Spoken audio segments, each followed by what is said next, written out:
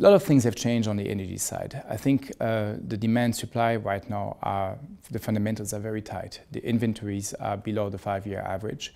And when you look at demand and supply, demand itself is strong, 1.5 million barrels to 1.7 million barrels per day.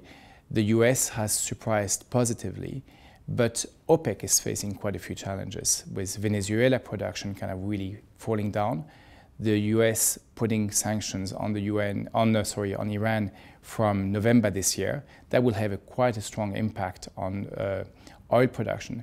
And that means that OPEC, to stay flat, has to increase its production to Saudi Arabia. And that will mean that the excess capacity in the system will reduce significantly. And when you have a tight demand supply and a low excess capacity, then the market is kind of really kind of fragile and could kind of price in any further disruptions to the upside on the prices. If you have more supply disruptions, things are going to go, the price will go up.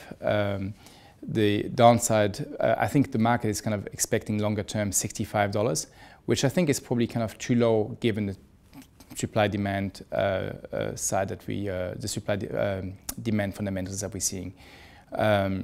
Given what I mentioned in terms of OPEC having to come in, also the lack of investment that we have seen in CapEx over the last few years means that the non-OPEC, non-US production will start declining from 2020. That would put further pressure on the supply side. What could change the things around, what could make kind of the situation go down in terms of prices is, of course, if we have a global recession, then all bets are off and then oil goes back to $45, $50. Electric vehicle is certainly a threat longer term. It will have an impact on the demand side.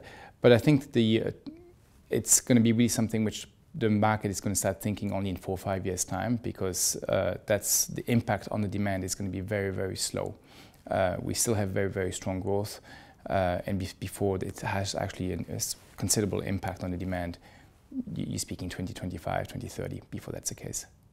So I don't think it's something that is really kind of front of mind right now. We've been exposed to Beach, and we're still exposed to them. We still think that there's quite a lot of upside in each of their assets.